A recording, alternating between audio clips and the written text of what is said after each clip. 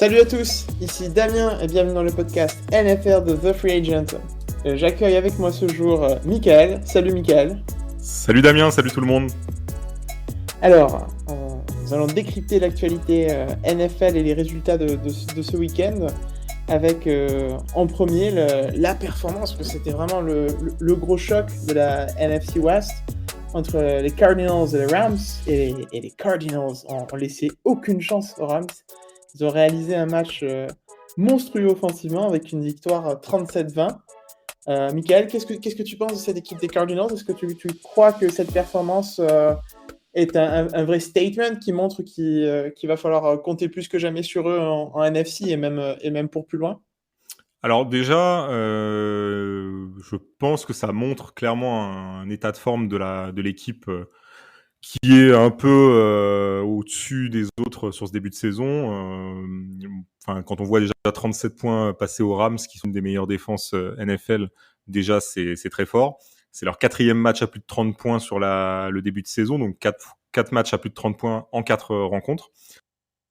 Donc c'est une grosse offensivement, avec un Kyler Murray qui est juste énorme depuis le début de saison et qui fonctionne super bien, et avec les receveurs. Le jeu de course marche bien. Chase Edmonds a été encore très bon hier. Il a réalisé 120 yards avec juste 12 courses, donc 10 yards à la course, par course. C'est plutôt pas mal.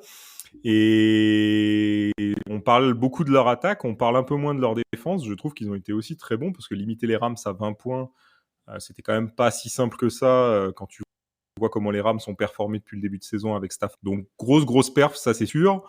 Après, attention quand même, parce que la saison va être longue. Il y a beaucoup de matchs, il y en a un de plus cette année. Et on se rappelle des Steelers l'année dernière qui avaient démarré tout feu tout flamme et qui se sont complètement éteints sur la fin de saison. Donc pour moi, je mets le seul bémol que je mets, c'est ça, c'est que la saison va être longue. On verra s'ils sont encore à ce niveau dans une dizaine de matchs.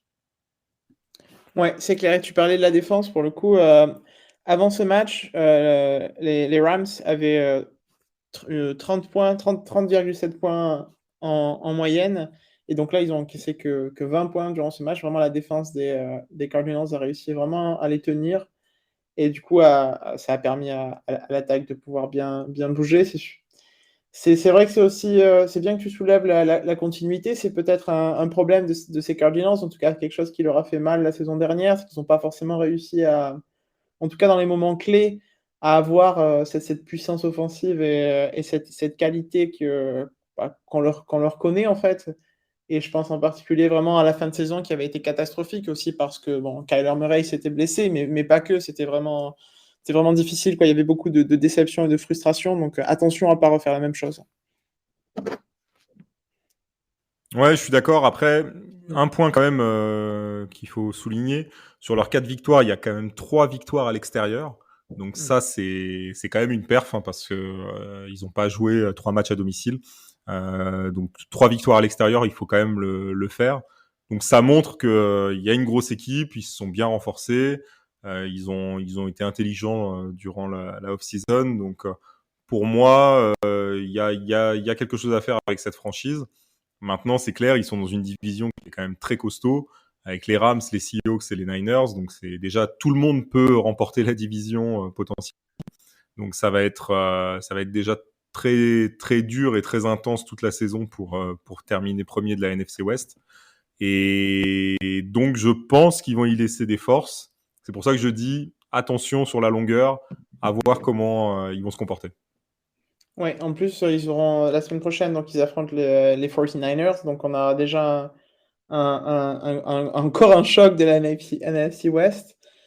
Et la semaine d'après, c'est les Browns. Et donc, ça sera encore un gros test défensif. Ouais, Les gros Browns match.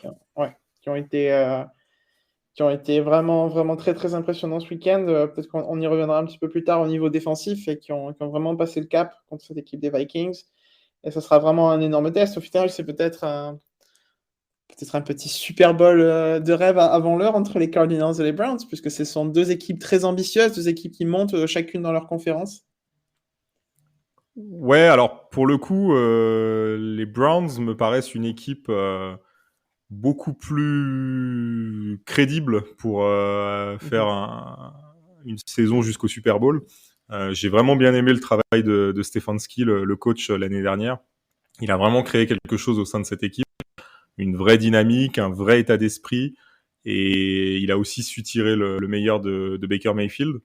Donc, eux, pour le coup, je pense ils sont montés d'un cran cette année. Alors, pour l'instant, sur le début de saison, il y a aussi des choses à redire, hein. Même le match contre les Vikings, ils l'ont remporté, mais c'était pas super fluide. Ils ont Mhm. gagné juste 14-7, donc ça aurait pu être largement mieux. Mais c'est une équipe qui, pour moi, est encore un cran au-dessus de la saison dernière. Et je les vois comme vraiment un client crédible pour aller au Super Bowl. Ouais, ouais, non, je suis complètement d'accord avec toi. Pour moi, enfin, je sais plus, j'en avais fait des prédictions, tout ça, mais vraiment, c'est l'équipe que je vois aller au Super Bowl en AFC. J'ai trouvé le match contre les Vikings vraiment intéressant au niveau défensif. C'était peut-être pas un beau match dans le sens où c'est pas comparé aux autres matchs où ils ont beaucoup marqué. C'était vraiment, vraiment très différent. Leur défense a vraiment, vraiment étouffé les Vikings, qui avaient été très, très bons offensivement depuis le début de la saison. Ils ont vraiment mis beaucoup de pression sur Kirk Cousins. Et puis derrière, il y a eu beaucoup d'interceptions. Et c'est un peu ce qui avait manqué à cette équipe des Browns. En fait, j'ai l'impression que pendant ce match, Kevin Stefanski, il a appliqué la formule secrète de Mike Zimmer et qu'il a appris avec lui à Minnesota, là, avec beaucoup de courses et vraiment une maîtrise du temps et cette défense lourde qui force des turnovers, quoi. Et il l'a appliqué et l'élève a dépassé le maître, en tout cas, pendant ce match. Après, en plus, quand tu as une paire de running backs comme Hunt et Chubb, c'est quand même beaucoup plus simple de venir Oui. imposer ton rythme sur le jeu au sol. Donc c'est clair que Stefanski a raison de l'utiliser et d'en abuser même, parce que c'est des joueurs, surtout Nick Chubb, que moi j'affectionne particulièrement. Je trouve que c'est vraiment un joueur hors norme, et tu peux vraiment donner le rythme que tu souhaites au match si ces deux joueurs-là sont dans un bon jour. Ouais, c'est clair. J'aime beaucoup aussi Nick Chubb. C'est vraiment un des receveurs que je trouve vraiment. Un des receveurs. Un des Running running back, back. Running back. Mais alors peut-être c'est peut-être pas le meilleur receiving back de la NFL. Je pense que Kareem Hunt est meilleur à ce jeu-là que lui, mais voilà, quand même. de la Euh, NFL, je crois qu'Alvin Kamara surpasse ouais. tout le monde. L'autre équipe de la NFC que j'ai trouvé très impressionnante et du coup qui va nous donner l'occasion d'en parler, ce sont les Dallas Cowboys qui affrontaient les Panthers, Panthers qui étaient invaincus jusqu'à ce match. Les Cowboys ont fait vraiment un match monstrueux à tous les niveaux, j'ai l'impression, offensivement, avec Dak Prescott à la passe, avec Ezekiel Elliott à la course, et puis même défensivement, il y a eu ce qu'il fallait. Au final, ils repartent avec une victoire 36-28. Je sais pas ce que tu penses de cette équipe de Dallas, mais j'ai vraiment l'impression qu'elle est arrivée pareil, à un niveau qui est impressionnant et qui va permettre de bâtir pour la suite de la saison. Oui, oui, bah en plus, on en parlait durant notre émission, le tailgate des Cowboys, et c'est ce que je disais. Je trouve que l'équipe, déjà, moi, m'a impressionné. Je les attendais pas forcément à ce niveau-là avec le Mhm. retour de Prescott. Prescott est quand même revenu à son meilleur niveau. Lui-même a dit il trouvait qu'il jouait son meilleur football actuellement. Donc ça, déjà, c'est un point vraiment essentiel pour cette équipe. Et offensivement, évidemment, Amari Cooper, CeeDee Lamb, Tony Pollard, Zeke Elliott, Prescott, c'est juste un régal de les voir jouer. Moi, c'est défensivement que je trouve que l'équipe est aussi, que ce soit Micah Parsons, Diggs, on a vraiment des joueurs qui ont très bien démarré la saison. Et comme je le disais en fait durant l'émission, c'est vrai que ils ont eu cette malchance entre guillemets de jouer les Buccaneers en ouverture. Mais si les Cowboys avaient joué une autre équipe, ils auraient pu remporter ce premier match. Et aujourd'hui, ils seraient à 4-0 et on se dirait, est-ce que les Cowboys ne sont pas un candidat pour le Super Bowl? Donc si on écartait un peu ce match d'ouverture qui a été assez fou avec les Buccaneers, finalement, c'est une équipe qui a sorti 3 victoires depuis, qui est vraiment, je trouve, impressionnante. Enfin, ils sont un peu, on a l'impression un peu en rouleau compresseur là. Et à mon avis, ça peut être vraiment une surprise côté NFC. Surtout que bon, ils sont dans une division où ils devraient remporter le titre de division assez facilement face à Washington, Oui. Philadelphie et New York. Pas Je trop de pense que ça risques. va. Je pense que ça va aller. Donc du coup, pour moi, on devrait les retrouver assez facilement en playoff. Et ouais, à mon avis, ça peut être la petite surprise côté face aux Bucks, aux Rams ou aux Cards. Ouais, je suis vraiment d'accord avec toi. Ils vont être très difficiles à jouer parce ils ont cet aspect rouleau compresseur. Et je suis très content de voir Ezekiel Elliott revenir au niveau qu'on le connaît, qu'il avait pendant ses premières années en NFL. Et puis voilà, avec les Buckeyes, il est vraiment très impressionnant, très solide. Et j'ai l'impression qu'il facilite aussi pas mal la tâche aux Cowboys, puisque voilà, c'est censé être le moteur offensif de l'équipe à la course, et il assume enfin ce rôle, et c'est vraiment, vraiment impressionnant à voir mettre en place, parce que c'est voilà, quand Ezekiel Elliott joue comme ça, il est vraiment difficile à arrêter, et puis et ils ont fait ça contre les Panthers. Je veux dire, il fait ce match à plus de 140 yards contre les Panthers, qui avaient vraiment une très très bonne défense depuis le début de la saison, la meilleure défense de la NFL depuis le début de la saison. Et malgré un très bon match des Panthers, puisque ils se sont donné un peu coup pour coup jusqu'à la fin du match, avant que les Cowboys s'envolent. Et les Cowboys sont quand même allés chercher cette victoire contre une équipe qui était et qui est toujours, je pense, quand même euh, une force dans la ligue. En tout cas, cette année. Ouais, et surtout avec un quarterback qui retrouve le niveau qu'on attendait de lui. Mhm. Alors évidemment, il n'était pas forcément dans la bonne franchise jusqu'à présent, mais Sam Darnold, qui franchement moi m'impressionne en fait parce que je le voyais pas du tout à ce niveau-là cette saison. Et il trouve vraiment très très bon et c'est certainement le meilleur joueur offensif actuellement de l'équipe. Ouais, c'est clair. C'est vrai, il est partout, il a vraiment montré toutes ses qualités en fait, à la passe, aussi capable de courir, tout ça, donc ça rend vraiment cette équipe intéressante. Sachant Euh, qu'il joue en plus sans McCaffrey qui est blessé. ouais, c'est clair.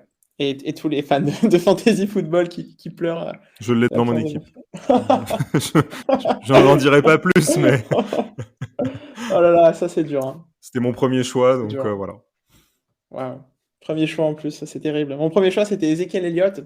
Et je me rappelle quand on faisait la draft, tout le monde disait: Ah, pourquoi tu as pris Ezekiel Elliott? Le choc, incroyable, pourquoi tu as fait ça?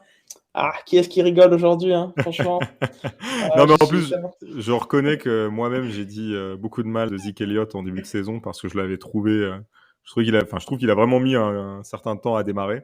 Oui, oui. Mais en tout cas, il revient et là, il a été énorme ce week-end. Donc, non, non, je reconnais, je fais mon mea culpa concernant Zeke Elliott.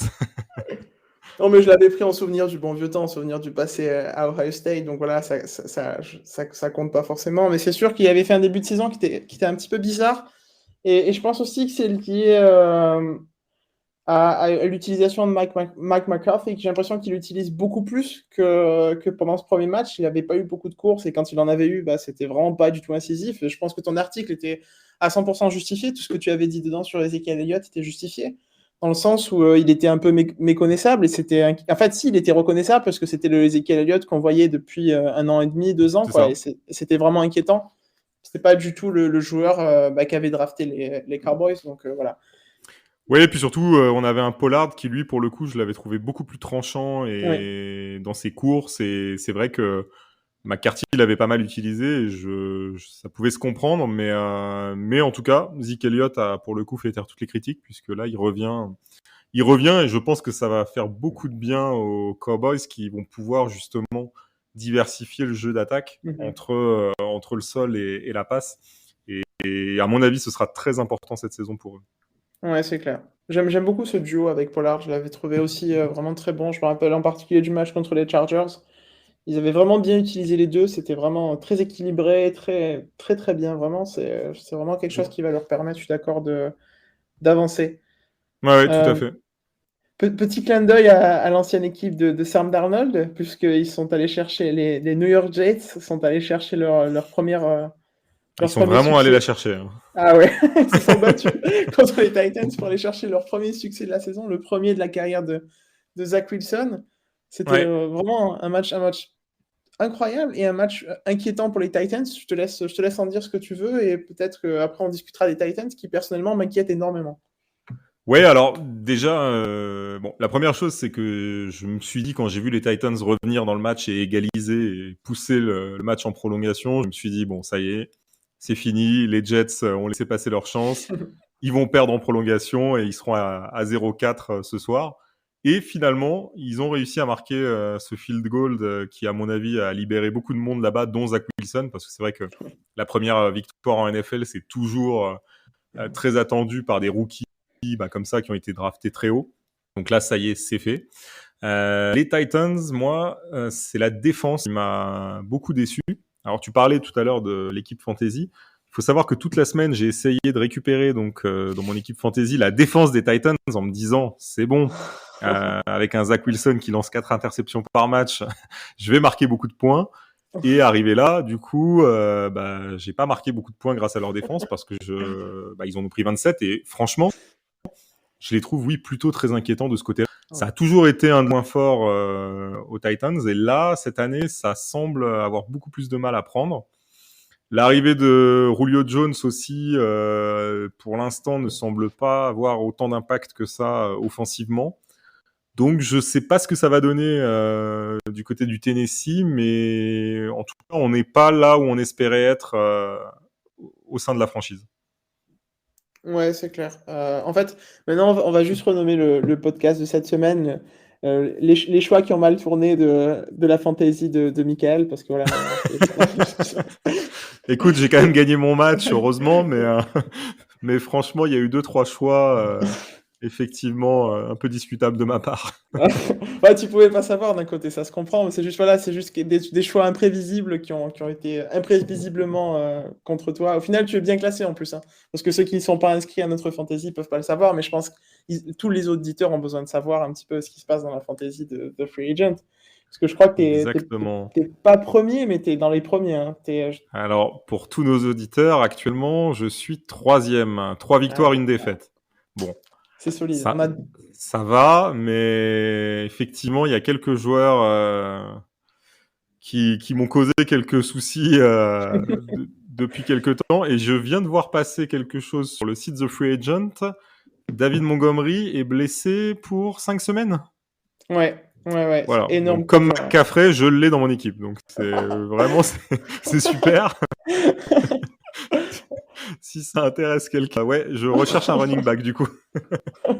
En fait, maintenant, tu devrais juste publier ton équipe sur les réseaux sociaux et les gens ils vont pouvoir prédire qui va être blessé jusqu'à la fin de la Ah saison non, et mais qui. là, c'est le coup dur, là. J'ai plus de running back. Il me reste que James Robinson. Donc, Ouais, bon, bon, ça va encore. James Robinson, c'est un très bon choix et tout se porte très très bien pour lui cette saison quand même. on va essayer de survivre. Ouais, Non, pour revenir à ce que l'on disait, en tout cas, oui, vraiment, je pense que les Titans ont de quoi s'inquiéter. Je ne sais ouais. pas si c'est un problème de coaching. Il y a eu que sortie du coach, c'est Mike Vrabel, ouais, qui ont. Enfin, moi, j'ai pas trouvé ça hyper judicieux. En particulier celle qu'il avait fait sur Jones. Donc bon, à voir. Effectivement, je comprends quand tu dis que on peut être inquiet pour eux. Ouais, ouais, ça fait quelques matchs et même, je dirais, il y a eu pas mal de matchs la saison dernière qui m'inquiétaient quand je voyais en défense et je voyais rien s'améliorer pendant l'intersaison, même pire puisqu'il n'y avait plus Jadon Clowney. Ouais. Euh, donc voilà, et c'est un domaine qu'ils avaient besoin d'améliorer et ils l'ont pas fait et ça se voit. Et je suis d'accord avec toi, il y a sûrement une question de coaching là-dessus parce que c'est pas possible que la défense joue aussi mal, il y a pas de pression, quand la balle est dans les airs, il se passe plus rien. Donc c'est vraiment très inquiétant. Ils sont en train de se tirer une énorme balle dans le pied parce qu'en attaque, ils ont ce qu'il faut pour être compétitifs. Ouais, après, une chose est claire, c'est une franchise qui devrait pas avoir beaucoup de mal à sortir de sa division, à être champion de division. C'est sûr. Ils ont les Texans, les Colts et les Jaguars avec eux. Je m'attendais un peu mieux quand même des Colts sur cette saison. Je pensais vraiment qu'on les retrouverait à un meilleur niveau, surtout que Carson Wentz a été plutôt performant depuis le début de la saison régulière. Mais ils ont du mal à enchaîner les victoires. Et c'est vrai que les Titans, quelque part, les playoffs, ce sera quand même assez facilement accessible.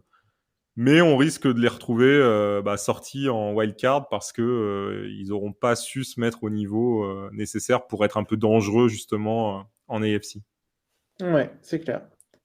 c'est clair. Par contre, on reste dans l'AFC et on a eu pas mal encore de grosses performances du côté de l'AFC. Je pense à la performance offensive des Chiefs qui ont réalisé vraiment un match très impressionnant contre les Eagles. C'était vraiment pour le retour d'Andy Reid à Philadelphie, c'était vraiment un festival offensif puisqu'ils ont gagné 42-30. Donc c'est bien de la NFL en fait, hein. On n'est pas en train de vous parler de Patrick Mahomes en Big 12 ou c'est pas le podcast de college football avec Lucas du vendredi, hein. Vous êtes vraiment pas trompés, on est bien en NFL. 5 touchdowns pour Mahomes, c'était vraiment impressionnant. Ouais, 5 pour Mahomes, 3 pour Tyreek Hill. Ouais. Évidemment, le duo a été dévastateur ce week-end. Mahomes, en plus, qui a égalé tout un tas de records ou qui en a battu tout un tas. Il a rejoint Dan Marino sur le nombre de matchs avec 5 touchdowns lancés. Il est devenu aussi le seul quarterback à lancer 4 fois 5 touchdowns durant ses 50 premiers matchs en NFL. Donc ça montre juste le niveau du joueur. Et alors on en avait parlé en plus dans le podcast. On avait dit que les Chiefs allaient se réveiller et il y aurait une réaction d'orgueil. Et elle a eu lieu, ça c'est clair. Maintenant, reste une équipe que je trouve beaucoup moins compacte et homogène que ce qu'on a pu voir la saison passée ou même celle d'avant. On a vraiment cette impression que pour gagner, il va falloir que Mahomes lance 4 touchdowns par rencontre. La défense est quand même moins forte, je trouve. Ouais, je suis complètement d'accord avec toi et c'est un petit peu inquiétant parce que Mahomes pourra pas lancer 4 touchdowns à tous les matchs. Donc, la défense avait fait le succès et avait permis à ces Chiefs de devenir champions parce que c'était vraiment cette amélioration en défense qui leur avait permis de gagner le Super Bowl et de devenir cette franchise vraiment, vraiment monstrueuse. Pas juste cette franchise avec un excellent quarterback qui fait des très bons matchs au niveau offensif et qui se fait briser le cœur en playoff par Tom Brady. Donc, c'est très inquiétant. Je comprends pas parce qu'il n'y a pas eu de départ au niveau du personnel défensif. C'est toujours la même équipe. C'est très difficile à comprendre. Peut-être que ça va s'arranger avec le temps. C'est aussi ça que ça fait les grandes équipes. Et je pense que les Chiefs sont devenus une grande équipe. Euh, on verra pendant la suite de la saison, mais pour l'instant, tous les indicateurs sont au rouge en défense, hein. Ouais, complètement d'accord. Et c'est vrai que c'est un peu dommage parce que de l'autre côté, l'attaque fonctionne plutôt très bien. Je regardais au niveau du jeu au sol. On a un Clyde Edwards-Helaire qui a fait des bonnes performances, des moins bonnes. Il y a eu des fumbles aussi, donc ça a été un peu mitigé. Mais là, si on regarde son dernier match, il a été très bon face aux Eagles. Il a totalisé 102 yards sur 14 courses, donc une grosse performance. Mais c'est vrai que on a toujours cette défense qui doit s'améliorer parce que c'est clair que arriver face à des équipes comme les Buccaneers, comme les Bills, ce sera très compliqué. Ouais, c'est clair. Ça paraît vraiment un petit peu mission impossible si ça s'améliore pas.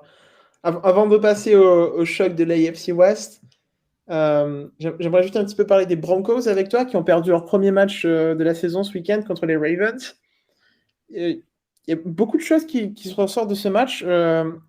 D'abord les Ravens que j'ai trouvé vraiment très intéressant et en particulier Lamar Jackson qui, pour le coup, c'est bien passé si encore il y en a certains qui avaient des doutes.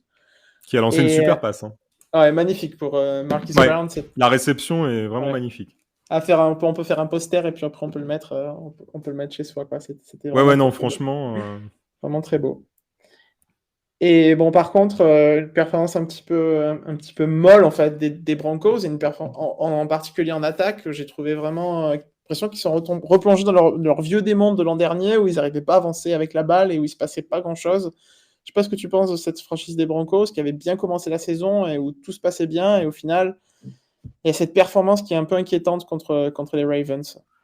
Oui, alors après, je pense que tout simplement, les Ravens ont remis un peu les pendules à l'heure dans la division, c'est-à-dire dans la FC West, puisque les Broncos étaient invaincus jusque-là et je pense que c'était un petit peu surestimé par rapport au vrai niveau de cette équipe.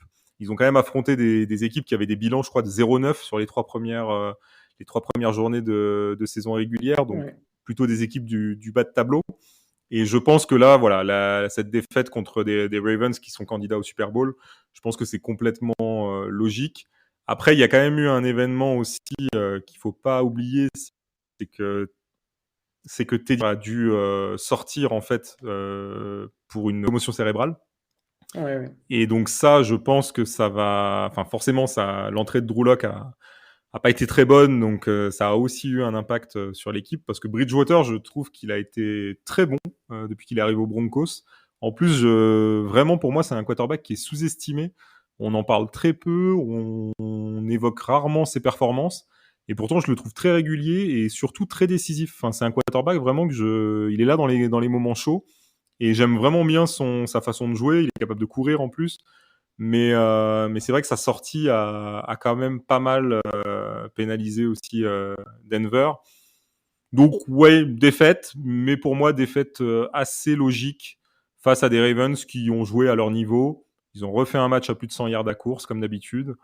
C'est le 43e de suite, donc voilà, ils ont capitalisé sur ce qu'ils savent faire. Et en plus, on a Jackson qui lance une super passe pour Hollywood Brown pour un magnifique touchdown. Donc tout va bien à Baltimore. Ouais, j'ai beaucoup aimé les Ravens ce week-end. J'attendais vraiment ce match parce que quand même la défense de Denver, c'est toujours un test, et en particulier cette saison où tout se passait bien. Et ils ont passé le test, et mieux encore, je les ai trouvés vraiment impressionnants, donc ça promet vraiment pour la suite. Bon, je pense qu'il est temps de discuter du grand choc de ce match de la AFC West remporté par les Chargers contre les Riders. C'est vraiment une grosse performance des Chargers. Et je ne sais même pas si on doit être surpris, en fait, parce que c'est tout ce qu'on voit depuis le début de la saison qui s'est matérialisé contre un gros rival. Ça, on attendait de voir s'ils allaient être capables de faire ça, et ils l'ont fait. Ils ont dominé les Raiders sur franchement exactement ce qu'ils savent faire, c'est-à-dire on mise sur Justin Herbert, évidemment qui a été au rendez-vous, mais comme d'habitude, je dirais depuis le début de saison, il a lancé 3 touchdowns tranquilles, donc franchement super performant.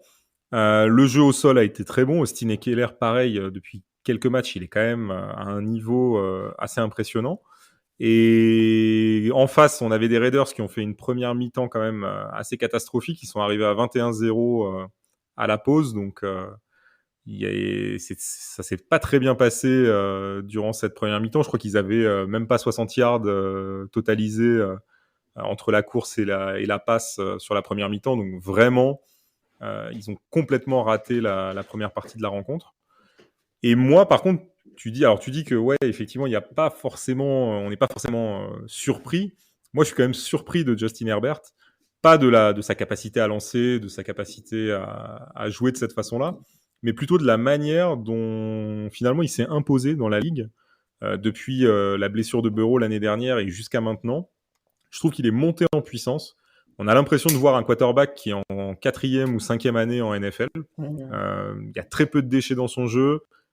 Il lance peu d'interceptions. Il est vraiment efficace. Il prend des risques en plus. Et franchement, c'est un plaisir de le voir jouer, quoi. Tu sais qu'il va se passer quelque chose à n'importe quel moment avec lui. Ouais, c'est clair. Il a un contrôle, une maîtrise et surtout un calme qui est pas digne d'un joueur de deuxième année. Je suis d'accord avec toi. C'est très très fort.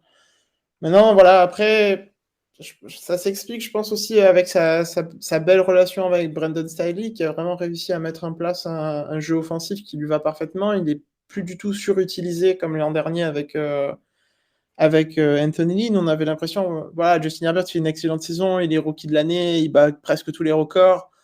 Mais il y avait l'impression parfois que Anthony Lynn ne savait pas trop ce qu'il faisait avec lui et qu'il le lançait un petit peu au combat sans clé, et puis bon, Justin Herbert s'en sortait, et avec ses bons receveurs aussi. Là, cette fois-ci, il y a un vrai projet et un vrai aspect positif dans cette attaque des Chargers. Et du coup, comme tu l'as dit, ça se déroule très bien, sans faute, sans prendre de... Je veux dire, pas de risques inutiles, parce qu'ils prennent des risques, comme tu l'as dit, et c'est souvent très payant, mais c'est pas des risques inutiles, c'est des risques qui sont calculés, et c'est des risques qui qui permettent d'avoir l'avantage et c'est ce que ne savaient pas faire les Chargers la saison dernière. Ouais, complètement. Et puis, bah, il y a quand même une chose, hein, c'est qu'ils sont dans certainement l'une des divisions les plus fortes de la ligue en AFC West. Ils ont les Raiders, ils ont les Broncos, ils ont les Chiefs. Donc, c'est quand même, il y a quand même du monde. Tout le monde affiche un bilan soit positif, soit comment dire, à 2-2 pour les Chiefs. Ouais, ouais. Donc, aucun bilan négatif là-dedans. Donc, il y a quand même du beau monde. En plus, on sait que les Chiefs vont vouloir revenir dans la lutte pour gagner la division. Donc, ça va être une saison hyper compétitive dans cette division. Mais honnêtement, je vois pas les Chargers baisser de régime. Je pense que Justin Herbert va nous sortir vraiment une grosse saison cette année. Et comme tu le disais, il a une gestion et un calme qui sont vraiment surprenants pour un joueur de deuxième année. On a plutôt l'impression de voir un Josh Allen ou voilà, un joueur qui est déjà là depuis plusieurs années et qui maîtrise la NFL. Herbert, non, c'est juste le début de sa deuxième saison et il joue comme les grands. Ouais, c'est clair, c'est clair et c'est vraiment agréable à voir jouer. Je pense que ça a aussi beaucoup attrait à sa personnalité. C'est au final quelque chose qu'on lui a reproché avant la draft, cet aspect un petit peu soi-disant que c'était pas un leader, que c'était quelqu'un de très calme. Voilà, c'est quelqu'un qui travaille beaucoup, qui passe énormément de temps à étudier, la vidéo et donc c'est très bien. C'est un peu un nerd du football et Brandon Staley Ouais. aussi, donc je pense que c'est très, très bien cette association et ça se voit très bien. J'ai beaucoup aimé l'utilisation des tight ends pendant ce match contre les Riders puisque, Jared Cook et Parham Junior ont été très, très, très, très utilisés et beaucoup moins Mike Williams qui a terminé avec 11 yards au final, alors que pourtant il avait été très utilisé pendant les autres matchs. Donc on voit vraiment cette capacité à cette attaque des Chargers à s'adapter à son adversaire et on voit qu'il y a, il y a un coaching exceptionnel. Hein. Ouais, c'est vrai. Tout ce qu'on dit sur Brandon Staley est vrai, hein. Il le prouve vraiment cette année. Et je voudrais juste aussi faire une petite remarque. L'année dernière, je pense qu'on avait un peu sous-estimé Burrow et Herbert. Alors, Mhm. c'était les rookies. Ils ont fait tous les deux très bonnes saisons. Burrow a été blessé, mais jusqu'à sa blessure, il avait plutôt réalisé une très bonne rentrée en NFL. Mais quand on voit en fait les quarterbacks rookies de cette année, euh, finalement, ça relativise le niveau d'Herbert et de Burrow, et on a vraiment euh, on prend encore plus la mesure en fait de ce qu'ils ont réalisé. Alors spécialement Herbert parce qu'il avait joué toute la saison, mais de ce Oui. qui a été réalisé l'année dernière, je trouve vraiment que ce sont deux quarterbacks qui sont très très bons. Et quand on voit les Bengals à 3-1 et les Chargers à 3-1 cette année, ouais, on voit que c'est des quarterbacks les futurs grands quarterbacks de la ligue dans les 10 prochaines années. Ouais, je suis complètement d'accord avec toi. Je pense aussi à ça souvent ces week-ends de NFL avec tous ces rookies. Pourtant, c'est pas n'importe qui hein, qu'on a eu cette année, parce que vraiment, Trevor Lawrence, c'était vraiment le prospect attendu énormément, énormément, puisqu'il avait montré des choses incroyables, comme encore plus qu'Herbert et Burrow à l'université, puisque Ouais, bon, c'est il a clair. été voilà, encore plus en particulier qu'Herbert, puisque bon, Herbert n'a pas été champion national avec Oregon, il a gagné le Rose Bowl, il était MVP du Rose Bowl. Voilà, il a fait des saisons très solides, c'était un joueur très respecté par ses coéquipiers, ses coachs, tout le monde, aucun doute là-dessus. Mais c'était pas au niveau de la folie qui entoure Trevor Lawrence, c'est même Justin Fields voilà, Et qui puis a Lawrence, c'est seulement 4 défaites en saison régulière ouais, en université. C'est des stats aussi de fou, quoi. ouais, c'est clair. C'est clair et voilà, on n'était pas là et pourtant voilà,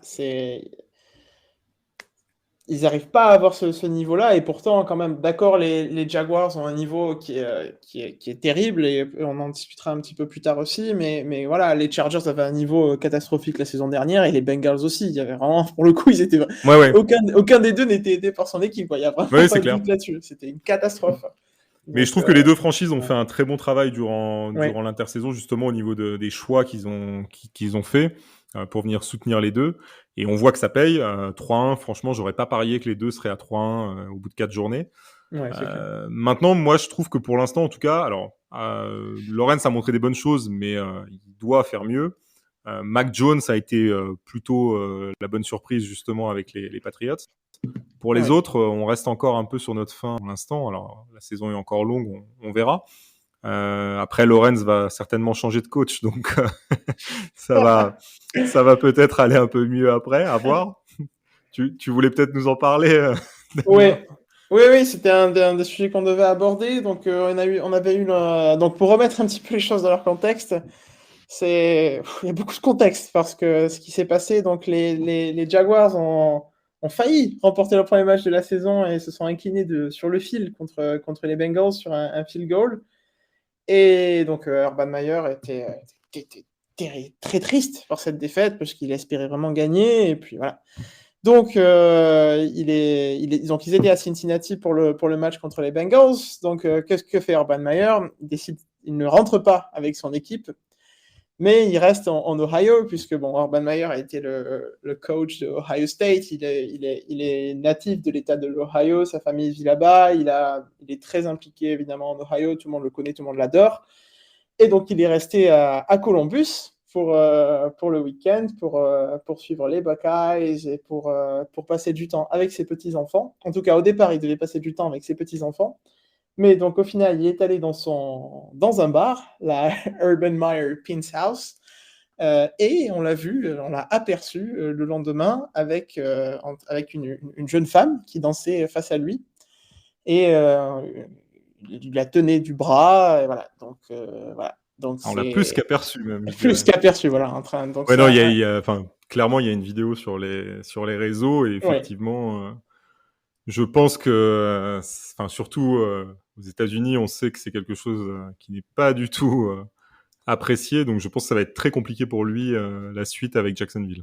Non, mais c'est pas apprécié, c'est clair. En plus, voilà, pour ceux qui connaissent pas Urban Meyer, en plus, c'est quelqu'un qui parle très souvent de sa famille, de sa foi. Si on va sur le profil Twitter de sa femme, il y a en bio, il y a écrit Faith, Family and Football, donc la foi, la famille et le football. Donc voilà, faire une fille qui fait une danse avec voilà, alors que c'est pas sa femme, c'est impensable. Et il n'y a pas d'autre mot, c'est un péché. Voilà, qu'il faut savoir, voilà, pour ces personnes qui sont a priori et en théorie si religieuses. Donc voilà, c'est en plus du fait de manquer de respect à sa femme, mais bon, à la rigueur, on n'est pas là pour juger de ça. Voilà, c'est quelque chose pour eux, pour ces gens-là, pour qui se disent aussi religieux, c'est quelque chose de très mal. Je crois qu'on peut difficilement faire plus mal que de manquer de respect à son mariage comme ça. Donc c'est vraiment une catastrophe. Et en plus, ça donne une image vraiment très très très très mauvaise de ce qui est le coach des Jaguars. Normalement, c'est les rookies, c'est les joueurs à l'université qui font ça. C'est pas le head coach qui a presque 60 ans qui fait ce genre de choses, quoi. Mais c'est surtout ça, en fait, c'est qu'on a, enfin, d'un coach, j'ai pas souvenir ces dernières années d'avoir vu ça. Enfin, c'est Non, ça qui est le plus fou, en fait, c'est que oui, c'est honteux. on a vu l'autre fois, c'est Marquise Brown qui avait ramené carrément ses deux femmes, je crois, enfin ses deux petites amies au match.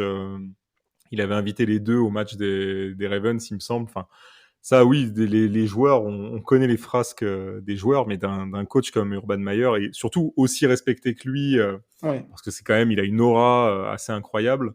C'est vrai que on s'attendait pas du tout à ça.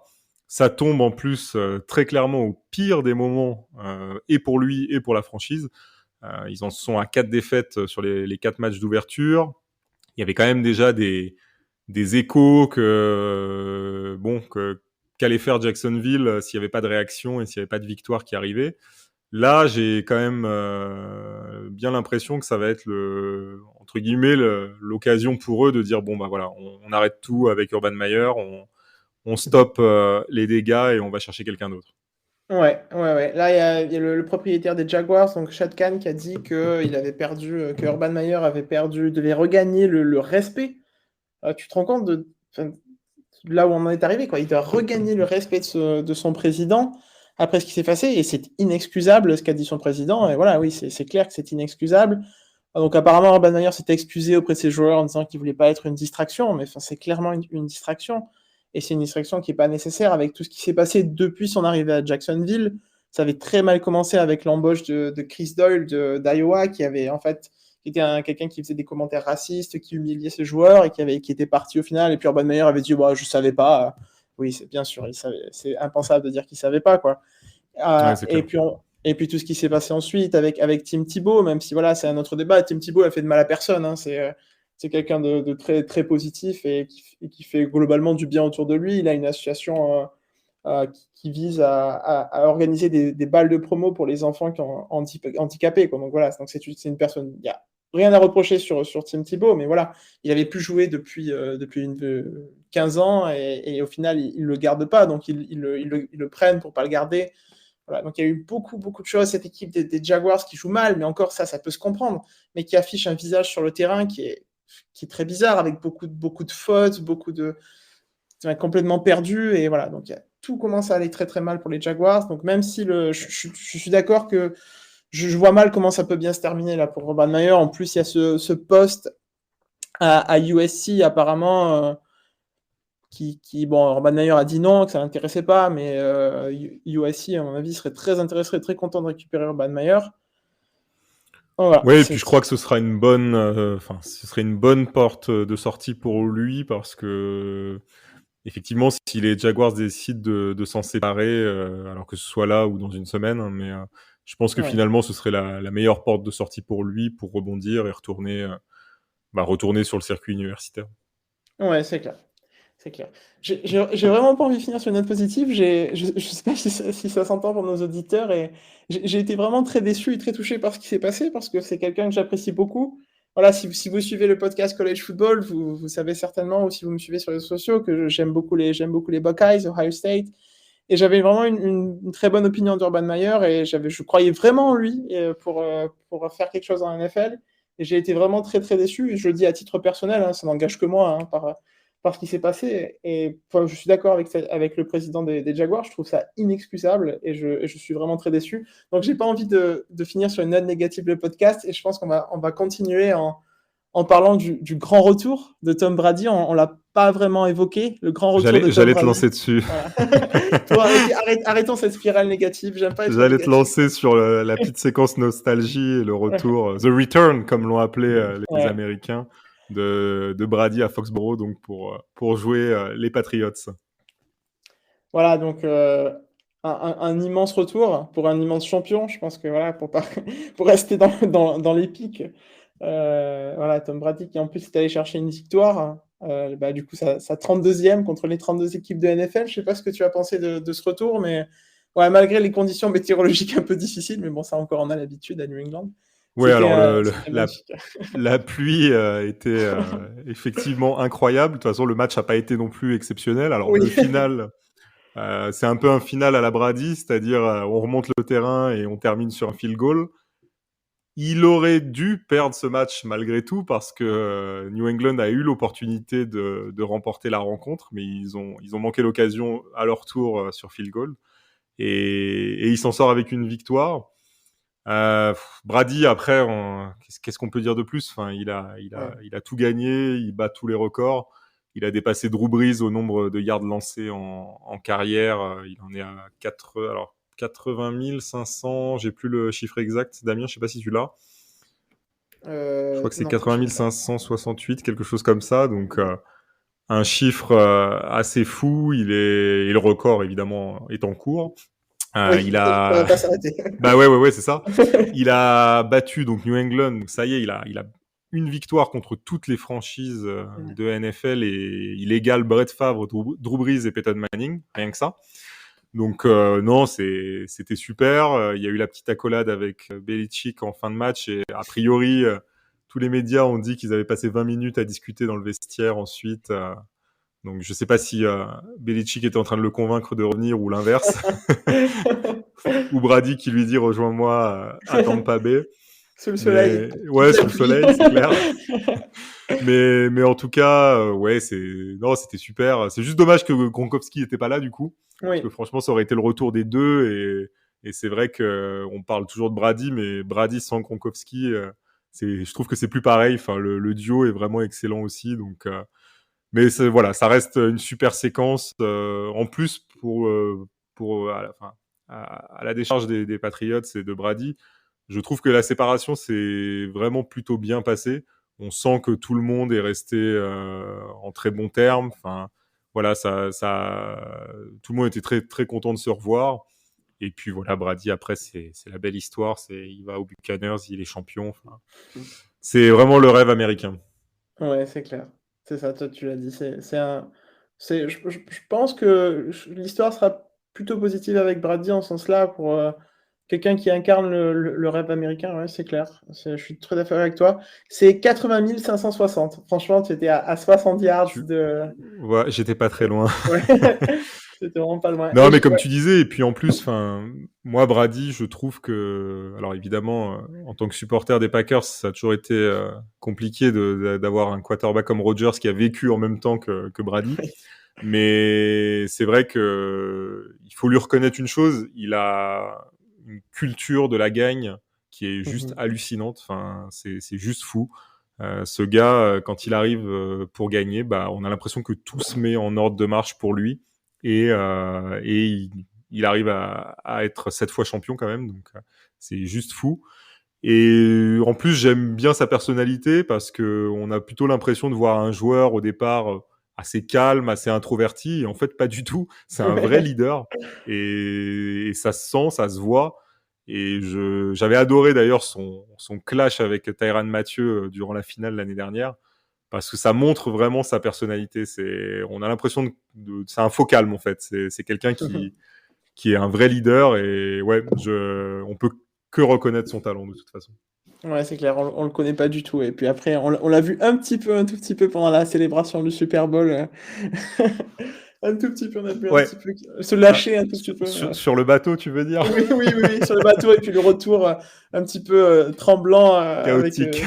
Chaotique, avec, je crois que je sais plus qui le tient, je crois que je sais plus si c'est Rob Gronkowski, quelqu'un qui le tient, qui le maintient pendant ce retour. Voilà. Ouais, il était. Mais bon, en même temps, quand t'es 7 fois champion, je crois que c'est bon, tu peux. Tu peux célébrer. Hein. Non, et puis il y avait tout ce truc. Est-ce que Brady peut gagner sans Belichick? Et oui, dès la première année. Oui, Donc, par contre, apparemment, Belichick a un petit peu de mal à gagner sans Brady, pour le coup. Même si franchement, je pense que on peut saluer, tu en avais un petit peu parlé au début du podcast, je pense qu'on peut saluer quand même la performance en particulier de Mac Jones pendant ce match que j'ai énormément apprécié. Je trouvais très calme, très en maîtrise pour un rookie, et qui affrontait en plus Tom Brady. Il a été quand même à la hauteur de l'événement. Ouais. Et puis, pour revenir à Belichick, je trouve que, bon, il y a eu cette année avec Cam Newton, la saison dernière, qui a été un peu malheureuse, parce qu'en plus, on s'attendait à un petit peu mieux. Maintenant, j'ai l'impression qu'il a trouvé un quarterback qui est vraiment un quarterback pour lui et pour les Patriots, en termes de façon de jouer, de culture du jeu et de compréhension du jeu. Et je serais pas étonné, alors on verra, parce que je sais pas encore pendant combien de temps Belichick va entraîner dans la ligue, mais je serais pas étonné qu'ils arrivent à reconstruire une équipe compétitive d'ici quelques années. Je pensais qu'ils feraient un petit peu mieux cette année au niveau en particulier avec les Titans qu'ils avaient recrutés, parce qu'il y a eu Hunter Henry notamment. On verra sur la longueur de la saison, mais pour l'instant, ouais, je trouve que les Patriots font pas une si mauvaise saison que ça. En tout cas, meilleure que celle de l'année dernière. Ouais, c'est clair. C'est une réussite. Avant de se dire au revoir, est-ce qu'il y a autre chose que tu voulais aborder dont on n'a pas parlé, Michael? Mais non, écoute, je vais simplement saluer la victoire des Packers Ah oui. qui ont battu les Steelers. C'était important quand même qu'on remporte ce match. Mais non, écoute, c'était à peu près tout. Et si, quand même, on n'a pas parlé de New York. Les deux franchises de New York ont gagné en même temps. Ça faisait depuis 2019 que c'était pas arrivé, donc c'est quand même un exploit pour eux. J'avais pas vu cette stat passer, c'est incroyable. C'est pas Depuis décembre 2019, ils n'avaient pas remporté un match la même semaine, ouais. Ouais, ça doit être long, hein. Ça doit être difficile d'être fan de New York. En tout cas, on leur souhaite beaucoup de courage. On en connaît un dans la rédaction, hein, notre chef, notre grand chef, le fan des Giants. Et il est très patient et il est très courageux. Et il souffre beaucoup. Merci à tous, merci beaucoup de nous avoir écoutés pendant cet épisode. On vous dit merci à tous d'avoir écouté, et surtout merci Michael pour ton intervention. Merci à toi Damien, et merci à tous nos auditeurs. Merci beaucoup, et on se retrouve très vite, à très bientôt pour un nouveau podcast NFL sur The Free Agent. Salut. Ciao.